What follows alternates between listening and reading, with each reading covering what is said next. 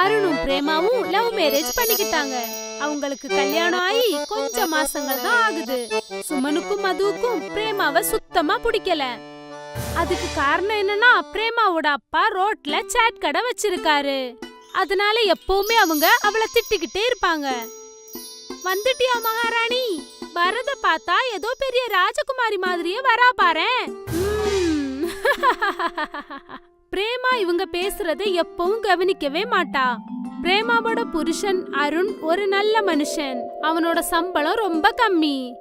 அம்மா, இந்த மாசத்து சம்பளம். நான் எவ்வளவு நாளா உன்கிட்ட சொல்லிக்கிட்டு இருக்கேன், சீக்கிரமா ஒரு நல்ல வேலை தேடிக்கோ.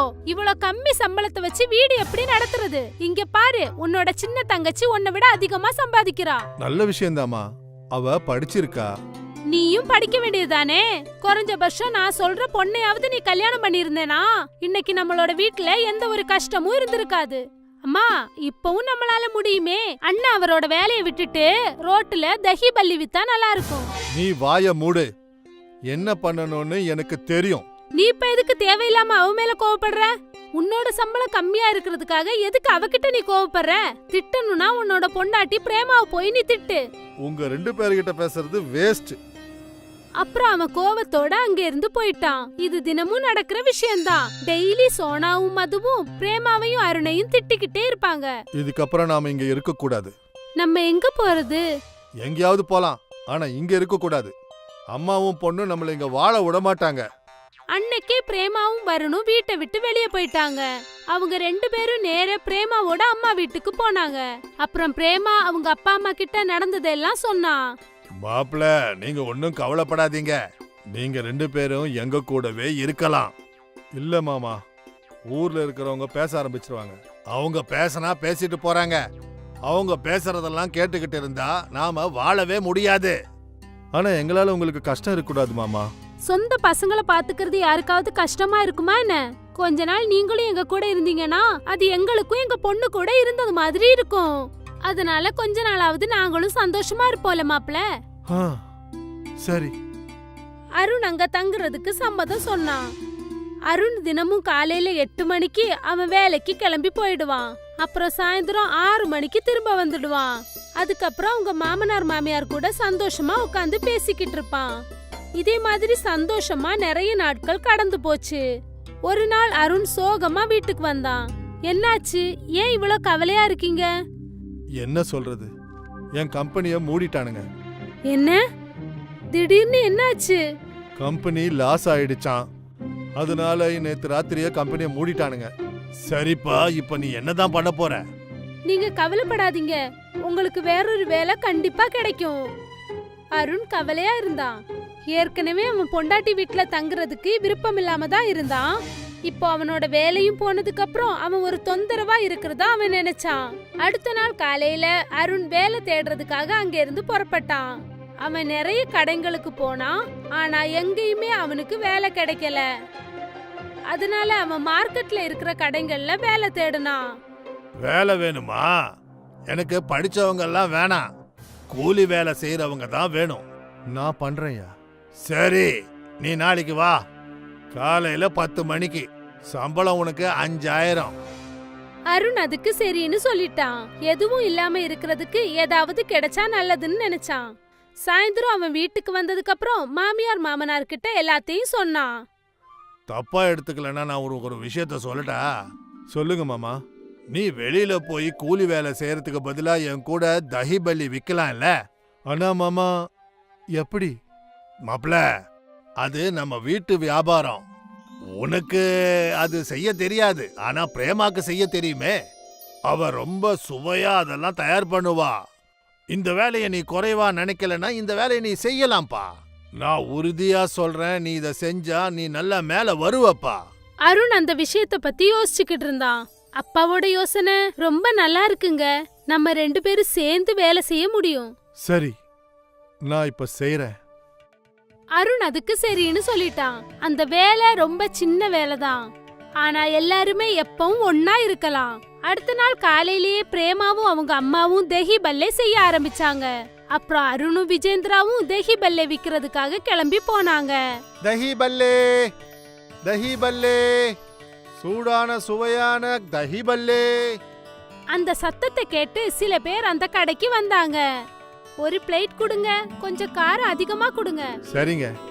அருண் தஹி பல்லேவை பிளேட்ல வச்சு அது மேல தயிரும் சட்னியும் ஊத்தி கஸ்டமருக்கு கொடுத்தான். வாவ் வாவ், ரொம்ப நல்லா இருக்கு. அப்புறம் இன்னும் சில கஸ்டமர்ஸும் தஹி பல்லே சாப்பிட்டாங்க. எல்லாருக்கும் அந்த டேஸ்ட் பிடிச்சிருந்தது. அருணும் விஜேந்திர சிங்கும் சேர்ந்து 500 ரூபாய் சம்பாதிச்சாங்க. அத பார்த்து அருண் ரொம்ப சந்தோஷப்பட்டான். அப்புறம் என்ன, அருணும் விஜேந்திர சிங்கும் சேர்ந்து டெய்லி அவங்க தஹி பல்லே கடைய திறப்பாங்க. அப்புறம் கஸ்டமர்ஸ் ரொம்ப ஆசையா தஹி பல்லே சாப்பிடுவாங்க. ஒரு மாசத்துல அவங்க 2 பேரும் நிறைய காசு சம்பாதிச்சாங்க. இங்க பாத்தியா பிரேமா, எவ்வளவு பணம் சம்பாரிச்சிருக்கிறேன்னு? இது என்னுடைய சம்பளத்தோட பல மடங்கு அதிகம். நல்ல விஷயங்க. நான் அப்பவே சொன்னேன்லம்மா, நாம எல்லாரும் சேர்ந்து செஞ்சோம்னா இது ரொம்ப வளர்ச்சி அடையும்னு. ஆமாங்க. அருணும் விஜேந்திர சிங்கும் சேர்ந்து ரொம்ப கஷ்டப்பட்டு தஹி பல்லே வித்து நிறைய காசு சம்பாதிச்சாங்க. ஒரு வருஷத்திலேயே அருண் சொந்தமா வீடு வாங்கிட்டான். அப்புறம் அவன் விஜேந்திர சிங் கூட சேர்ந்து மார்க்கெட்ல சொந்தமா ஒரு கடையும் ஓபன் பண்ணிட்டான். இப்போ அவங்க 2 பேரும் அவங்க சொந்த கடையில தஹி பல்லே வித்துக்கிட்டு இருந்தாங்க. அப்புறம் அவங்க வேற சில ஆளுங்களையும் வேலைக்கு வச்சுக்கிட்டாங்க. இது வரைக்கும் கூட்டு குடும்பத்தோட பலன் என்னன்னு தெரியாம இருந்தது. ஆனா உங்க அம்மா அப்பா எனக்கு அதை தெரிய வச்சுட்டாங்க. அவங்க 2 பேரும் ரொம்ப நல்லவங்க. அப்புறம் நீங்களும் தான். அப்போதான் அவங்க வீட்டோட டோர் பெல் அடிச்சுது. பிரேமா போய் கதவு திறந்தா அங்க பார்த்தா அவளோட மாமியாரும் நாத்தனாரும் நின்னுக்கிட்டு இருந்தாங்க. வாங்க வாங்க அத்தை, வாங்க உள்ள வாங்க. பிரேமாவோட மாமியாரு நாத்தனாரும் உள்ள வந்தாங்க. மகனே, என்ன மன்னிச்சிடுமா மருமகளே, நாங்க மிகப்பெரிய தப்பு பண்ணிட்டோம். நாங்க உங்க 2 பேருக்கும் கெடுதல் பண்ணிட்டோம். எங்களை மன்னிச்சிடுங்கம்மா. நீங்க 2 பேரும் எங்களை ரொம்ப கஷ்டப்படுத்துனீங்க. ஆனா எங்க கிட்ட பைசா வந்ததுமே இங்க வந்து ஒட்டிக்கலான்னு பாக்குறீங்களா? உங்களை நான் மன்னிக்கவே மாட்டேன். நான் கஷ்டப்படும் போது நீங்க எங்க கூட இல்லல்ல. நான் இப்ப நல்லா இருக்கிறேன்னு பார்த்துட்டு 2 பேரும் என்கிட்ட ஓடி வந்துட்டீங்களா? அருண் அவங்க அம்மாவையும் தங்கச்சியையும் ரொம்ப அதிகமா திட்டினாரு.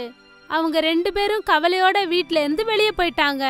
அருண் சொன்னது சரிதான். ஒரு சமயம் பிரேமாவும் அருணும் கஷ்டப்பட்டுக்கிட்டு இருந்தாங்க. அப்புறம் தெஹிபல் வித்ததுனாலதான் அவங்களோட வாழ்க்கை முன்னேறிச்சு. அவங்களோட உழைப்பு வீண் போகல. அருண் பிரேமாவோட கஷ்டகாலம் முடிஞ்சு போச்சு. ஜெயந்தி லால்ங்கிறவரு ஒரு வியாபாரி. அவருக்கு நகரத்துல நிறைய கடைகள் இருந்தது. ஒவ்வொரு கடையில இருந்தும் அவருக்கு வாடகை வந்துகிட்டு இருந்தது. அம்மா பவானி, நான் என்ன நினைக்கிறேன்னா, நம்ம நுக்கடு கடையில ஏதாவது சாப்பிடுற வியாபாரம் பண்ணலாம்னு நினைக்கிறேன். உங்களோட யோசனை என்னமோ நல்லா தான் இருக்கு. அந்த மாதிரி ஒருத்தன் கிடைச்சா நல்லா இருக்கும். நல்ல சாப்பிடுற உணவை தயார் பண்றவன் வேணும். எனக்கு ஒரு லேடிய தெரியுங்க. அவ ஒரு விதவை. ஆனா அவள மாதிரி தஹி கச்சோடி யாராலையுமே பண்ண முடியாது.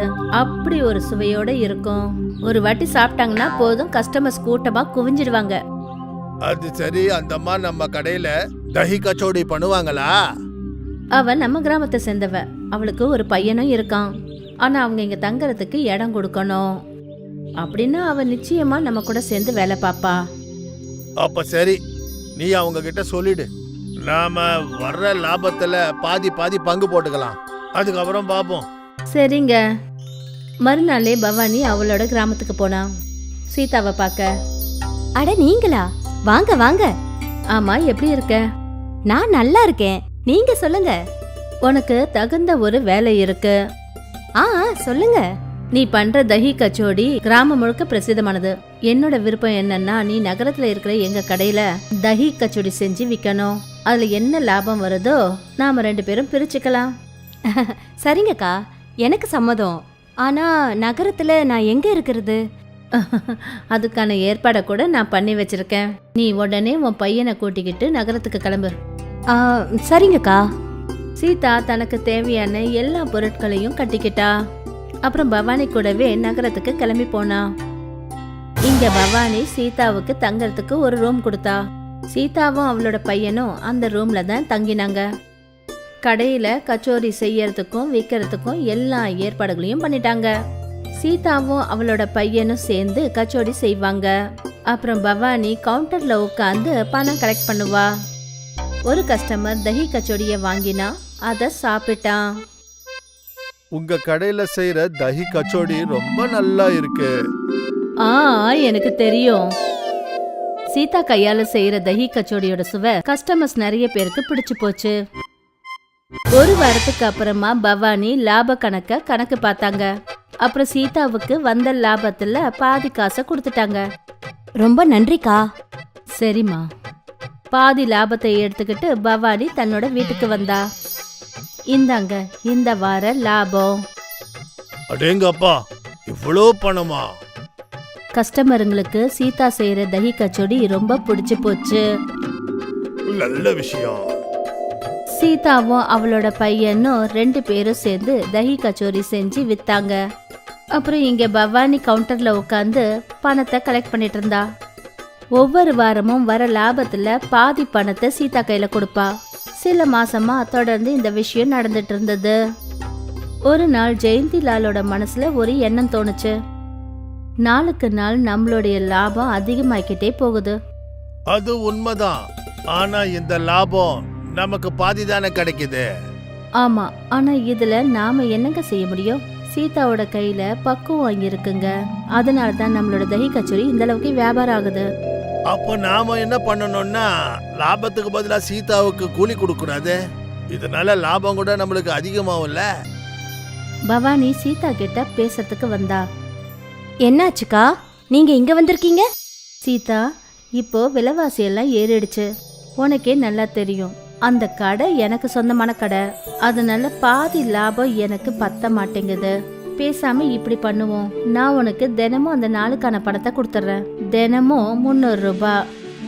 ஆனா ஆரம்பத்துல வர லாபத்தை பாதி பாதி எடுத்துக்கலாம்னு சொன்னீங்க. இப்ப எதுக்கு மாத்தி பேசுறீங்க? எனக்கு என்ன தோணுதுன்னா, உன் மனசுல பேராசை வந்துடுச்சுன்னு தோணுது. பேராசை எனக்கு இல்லக்கா, உங்களுக்கு தான் வந்திருக்கு. உங்க தஹி கச்சோரி அதிகமா விற்பனை ஆனதுக்கு அப்புறமா அதிகமான பணத்தாசை ஏற்பட்டு எனக்கு நீங்க கம்மியா பணம் கொடுக்கணும்னு நினைக்கிறீங்க. இப்ப நீ என்னையே எதிர்த்து பேச ஆரம்பிச்சிட்டியா? எல்லாமே ஏன் தப்பு தான். உன்னை ஏழைன்னு நினைச்சு உன்னை இங்க நான் கூட்டிட்டு வந்தேன் பாரு. அதான் இருக்கிறதுக்கு வீடு கொடுத்தேன், வேலை கொடுத்தேன். இதுல என்னக்கா தப்பு இருக்கு? நான் என்னோட உரிமையை தானே கேக்குறேன். நாள் முழுக்க நானும் என் பையனும் கடையில வேலை பாக்குறோம். பாதி லாபம் கேக்குறது என்னோட உரிமை தானே. உடனே இந்த இடத்த விட்டு கிளம்பு. நான் வேலைக்கு வேற ஆட்களை வச்சுக்கிறேன். சீதாவும் ஷாமும் அதே நிமிஷம் அந்த இடத்த விட்டு கிளம்பினாங்க. அவங்க நடந்து போயிட்டு இருக்கும்போது ஒரு பார்க் கிட்ட போய் சேர்ந்தாங்க. சீதா பார்க் பெஞ்சில் உட்காந்துருந்தா. இப்ப நாம 2 பேரும் கிராமத்துக்கு திரும்பி போகணும். அம்மா, நாம ஏன் தஹி கச்சோடி கடை சொந்தமா ஒன்று போடக்கூடாது? நம்ம கிட்ட தான் கொஞ்சம் பணம் இருக்கு இல்லையா? அது இருக்கு, ஆனா நம்ம எந்த இடத்துல போய் தங்க முடியும்? பார்த்துக்கலாமா. சீதாவுக்கும் ஷாமுக்கும் ஒரு குடிசை வாடகைக்கு கிடைச்சது. அப்புறம் மீதி இருக்கிற பணத்துல அவங்க ஒரு கைவண்டி கடை வாங்கினாங்க. அப்புறம் இந்த கைவண்டி கடையில தஹி கச்சோடி செஞ்சு விற்க ஆரம்பிச்சாங்க. ஒரு தஹி கச்சடி குடுமா தங்கச்சி. இதோ இப்பவே கொடுக்குறேன். சீதாவோட வண்டி கடையில நிறைய ஜனங்க வந்தாங்க. அப்புறம் அவ செய்யற தஹி கச்சோடியோட சுவைய எல்லாரும் பாராட்டினாங்க. அக்கா, நீங்க செய்யற தஹி கச்சோடியோட சுவை ரொம்ப நல்லா இருக்கு. நன்றிங்க. நான் இங்க தினமும் சாப்பிட வருவேன். கண்டிப்பா வாங்க. முதல் நாளே அவங்களுக்கு நல்ல வருமானம் வந்தது. இந்த பணம் பவானி அக்கா கொடுத்த லாபத்தை விட அதிகமான பணம் இது. அப்புறம் இது மொத்தமும் நம்மளோடதுமா? ஆமா, இதே மாதிரி போயிட்டு இருந்தா நாம பட்ட கஷ்டம் எல்லாமே தீந்துடும். சீதாவும் ஷாமும் தினமும் அவங்க தள்ளு வண்டி கடையில தஹி கச்சோடி பண்ணி விற்க ஆரம்பிச்சாங்க. நாளுக்கு நாள் அவங்களோட கஸ்டமர்ஸ் கூடிக்கிட்டே போனாங்க. சீதாவும் ஷாமும் கொஞ்சம் கூட ரெஸ்டே இல்லாம உழைக்க ஆரம்பிச்சாங்க. அதனால அவங்களோட வியாபாரமும் நல்லா போய் நல்லா சம்பாதிக்க ஆரம்பிச்சாங்க. இங்க பவானி அவளோட கடையில இன்னொரு லேடிய வேலைக்கு வச்சுக்கிட்டாங்க. இதப்பா தங்கச்சி, போன வாட்டி மாதிரி இந்த வாட்டி இதனுடைய சுவை இல்ல, தப்பா நினைக்காதீங்க. சாப்பிட்றதா இருந்தா சாப்பிடு, இல்லைன்னா இங்கேருந்து இடத்த காலி பண்ண. ஒன்று, பவானியோட கச்சோரி சாப்பிட்றதுக்கு நல்லாவே இல்லை. அது மட்டும் இல்லாம அவங்க கஸ்டமர்ஸ் கிட்ட ஒழுங்காவே பேசுறது கிடையாது. இந்த காரணத்துக்காக இவங்களோட வியாபாரம் முழுகிக்கிட்டு இருந்தது. ஒரே மாசத்துல கஸ்டமர்ஸ் எல்லாம் போயிட்டாங்க. இப்போ பவானியோட லாபத்தை விடுங்க, என்ன செலவு பண்ணாங்களோ அதுவே அவங்களால வெளியே எடுக்க முடியல. இந்த வாரம் எந்த வியாபாரமும் நடக்கல. எனக்கு என்ன தோணுதுன்னா, பேசாம நீ கச்சோடி வியாபாரத்தை விட்டுடணும். நான் அந்த கடைய வாடகைக்கு விட்டு ஏதாவது சம்பாரிச்சுட்டு போறேன். அநேகமா இதுதான் சரியா இருக்கும். பவானி தஹி கச்சோடி கடையை மூடிட்டாங்க. அப்புறம் இங்க சீதாவும் ஷியாமும் நல்ல முன்னேறிட்டாங்க. அவங்க ஒரு கடையை வாடகைக்கு கூட எடுத்துக்கிட்டாங்க. சீதாவும் ஷியாமோட உழைப்பும் நல்ல முன்னேற்றத்தை கொடுத்தது. அதுவே பேராசை பிடிச்ச ஜெயந்திலால் அப்புறம் அவரோட மனைவி பவானி அவங்களோட ஆசை அவங்களே அழிச்சிருச்சு. அவங்களோட தஹி கச்சோரியோட கடை மூடப்பட்டது. இதுக்கு தான் சொல்லுவாங்க, நேர்மையா வேலை செய்யறது எப்பவுமே நியதியானது. ஒருவேளை ஜெயந்திலாலும் அவரோட மனைவி பவானியும் சீதாவுக்கு கொடுக்க வேண்டிய லாபத்தை ஒழுங்கா கொடுத்துருந்தாங்கன்னா இன்னைக்கு அவங்களோட பணமும் பல மடங்கு உயர்ந்திருக்கும். ஆனா அவங்களோட பேராசை அவங்க கண்ணையே மறைச்சிடுச்சு. ஒரு கிராமத்துல ஒரு ஏழை பால்காரன் இருந்தான். அவன் கிட்ட ஒரு மாடு இருக்கு. அந்த மாட்டோட பாலை வித்துதான் அவன் தன்னோட குடும்பத்தை பாத்துக்கிட்டு இருந்தான். அரே கோமாதா, எந்திரிச்சிட்டியா? பால்காரன் கோசாலையில இருந்து வைக்கோல் எடுத்துட்டு வந்து மாட்டுக்கு கொடுப்பான். மாடும் சத்தமா கத்திட்டு இருக்கும்.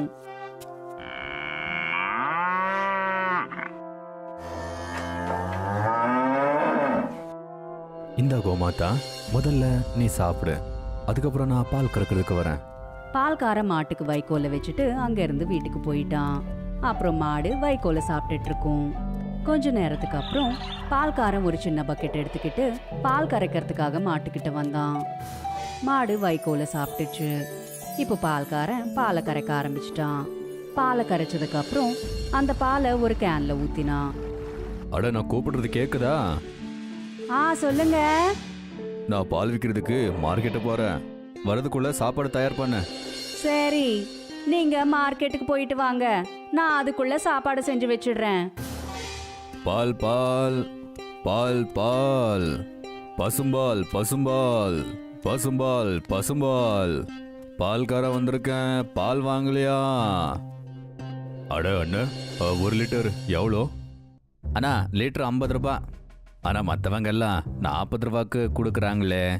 இங்க பாருங்கண்ணா, நான் இப்போதான் கறந்து எடுத்துட்டு வரேன். ரொம்ப ஃப்ரெஷ்ஷா இருக்கு. நான் இதுல தண்ணியெல்லாம் ஊற்ற மாட்டேன், ஒரு சொட்டு கூட ஊற்ற மாட்டேன். வேணா டெஸ்ட் பண்ணி பாருங்க. கண்டிப்பா காட்டுங்க. பால்காரன் அந்த கஸ்டமரோட கையில சில சொட்டு பாலை ஊத்தினான். கஸ்டமர் அந்த பாலை செக் பண்ணான். அப்புறம் தன்னோட தலையை ஆட்டினான். அடேங்கப்பா, பால் ரொம்ப திக்கா ஃப்ரெஷ்ஷா இருக்கு. ஆனா விலை அதிகமா சொல்றப்பா நீ. அதாங்க ஐயா, நான் உங்ககிட்ட முன்னாடியே சொன்னேன்ல, நல்லதுக்கு காசு கொடுத்துதான் ஆகணும். கண்டிப்பா. இந்தா 100 ரூபாய், எனக்கு 2 லிட்டர் பால் கொடுப்பா. பால்காரன் அந்த கஸ்டமரோட கிண்ணத்துல அளவெடுத்து 2 லிட்டர் பாலை ஊத்தினான். கஸ்டமர் அந்த பாலை எடுத்துக்கிட்டு தன்னோட வீட்டுக்கு போனான். இதே மாதிரி பால்காரன் மற்றவங்களுக்கும் பாலை வித்துட்டு இருந்தான். அப்புறம் பாலெல்லாம் வித்து முடிஞ்சதுக்கு அப்புறம் பால்காரன் தன்னோட வீட்டுக்கு திரும்பி வருவான். அவன் வீட்டுக்கு வந்து சேர்ந்ததுமே அவனோட மனைவி அவனுக்காக சாப்பாடு தயார் செஞ்சு வச்சிருந்தா. நீங்க சீக்கிரமா கை கால் கழுவிட்டு வாங்க, நான் சாப்பாடு வைக்கிறேன். பால்காரன் ஃப்ரெஷ் ஆயிட்டு சாப்பிட்றதுக்காக உட்காந்துட்டான். என்னங்க, இப்போ விலைவாசி ரொம்ப கூடி போயிட்டு இருக்கு. நாம இன்னொரு மாட்டை வாங்கி ஆகணும். அதால நம்மளோட வருமானமும் கூடும். சரி சரி, பார்க்கலாம். நான் கொஞ்சம் காசு சேமிச்சு வைக்கிறேன். எப்படியும் இந்த மாட்டுக்கு வயசாயிடுச்சுங்க. ஆமா, வயசு ஆயிடுச்சு. அவளால தான் இப்போ நாம சாப்பிட்டுக்கிட்டே இருக்கோம். ஆனா வருங்காலத்துல கஷ்டமாக போகுது. ஏன்னா இப்போ இந்த மாடு பாலை கம்மியா கொடுக்குது. நீ ஒன்றும் கவலைப்படாத, இது நமக்கு அதிர்ஷ்டமான மாடு. உனக்கு ஞாபகம் இருக்கா? இது மாடு இல்ல, கடவுளோட ஆசீர்வாதம். இது கோயில்கிட்ட தான் நமக்கு கிடைச்சது. பாருங்க, இப்போ இந்த மாடு 2 லிட்டர் பாலை கூட கொடுக்க மாட்டேங்குது. ஆமா ஆமா, பால் கொடுக்கறது கம்மி ஆயிடுச்சு. ஆனா அதுக்கு நம்ம என்ன பண்ண முடியும்? இத வித்துடுங்க. ஆனா யாருமே பாவம் இந்த வயசான மாடை வாங்க மாட்டாங்க. சரி, நான் யார்கிட்டயாச்சும் கேட்டு பார்க்குறேன். வாங்கினா நல்லா தான் இருக்கும். பால்காரன் ஊருக்குள்ள போய் ஒருத்தங்க கிட்ட இப்படி கேட்டான். அண்ணா, யாருக்காச்சும் மாடு தேவைப்பட்டுச்சுன்னா சொல்லுங்க. என் மாடை நான் விற்க போறேன். எவ்வளோக்கு கொடுக்குறீங்க? எனக்கு ஒரு மாடு தேவைப்படுது. இங்க பாருங்க, நான் பொய் சொல்ல விரும்பல. என் மாட்டுக்கு வயசாயிடுச்சு, பால் கம்மியாக தான் கொடுக்குது. அதனால 1000 ரூபாய்க்கு நான் கொடுக்குறப்பா. சரி, அதை எனக்கே கொடுங்க.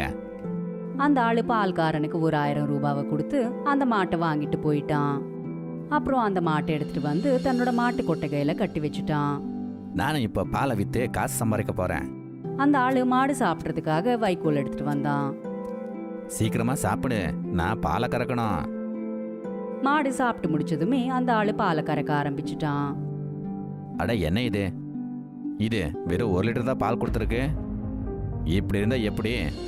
அந்த ஆளு பால்ல கொஞ்சம் தண்ணியை கலந்துட்டு அதை விற்கிறதுக்காக மார்க்கெட்டுக்கு போனான். பால் வாங்கலையா? பால்கார வந்திருக்கேன். பால் வாங்கலையா? பால்கார வந்திருக்கேன். அண்ணா 1 லிட்டர் பால் கொடுங்க. அந்த ஆளு கஸ்டமருக்கு 1 லிட்டர் பாலை கொடுத்தான். பால் எல்லாம் வித்து முடிச்சதுக்கு அப்புறம் அந்த ஆளு வீட்டுக்கு திரும்பி வந்தான். சாயந்தரம் பாலை கறக்கிறதுக்காக மாட்டுக்கிட்ட போனப்போ இந்த வாட்டியும் அந்த மாடு 1 லிட்டர் பாலை தான் கொடுத்தது. அட என்ன இது, இவ்வளோதான் பாலா? இது சரிப்பட்டு வராது. அந்த ஆளு மாட்டை கொம்பால அடிக்க ஆரம்பிச்சிட்டான். இதனால பாவம் மாடு சத்தமா கத்திட்டு இருந்தது.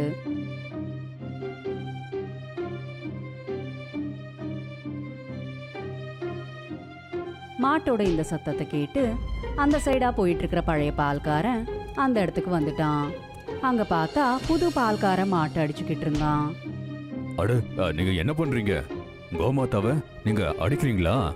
அட இது என்னோட மாடு. 1000 ரூபாய் கொடுத்து நான் வாங்கியாச்சு.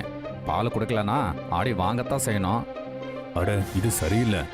இதை எல்லாத்தையும் பார்த்துக்கிட்டே இருக்க முடியாது. இந்தாங்க உங்க 1000 ரூபாய். என் மாட்டை திருப்பி கொடுங்க. பால்காரன் அந்த ஆளுக்கு காசு கொடுத்துட்டு அந்த மாடை கூட்டிக்கிட்டு வீட்டுக்கு வந்துட்டான். இங்க பாருப்பா, அவன் மாட்டை அடிச்சு அடிச்சு எப்படி பண்ணி வச்சிருக்கான் பாரு. எப்படிப்பட்ட ஆளுங்கெல்லாம் இருக்காங்க இந்த உலகத்துல. என்ன நடந்தாலும் சரி, இனி இதை விற்க வேண்டாங்க. கஷ்ட காலத்துல இந்த மாடு நமக்கு உதவி பண்ணிருக்கு. இப்போ அதுக்கு வயசாயிடுச்சு.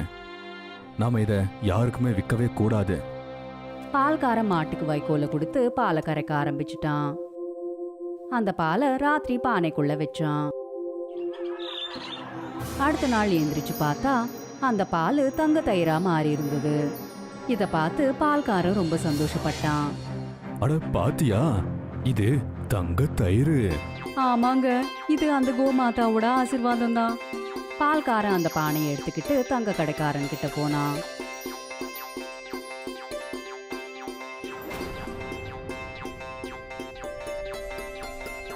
தங்க கடைக்காரன் தயிரை எடுத்துக்கிட்டு 5000 ரூபாவையும் அப்புறம் அந்த பானையும் பால்காரனுக்கு கொடுத்தான். அன்னிலிருந்து பால்காரன் பாலை கரைச்சதுமே அதை அந்த பானைக்குள்ள வைக்க ஆரம்பிச்சுட்டான். அப்புறம் அடுத்த நாள் அதுல தங்க தயிர் கட்டிட்டு இருக்கும். அதை வித்து பால்காரன் ரொம்ப பணக்காரன் ஆயிட்டான். அப்புறம் அவன் நிறைய மாட்டையும் வாங்கினான்.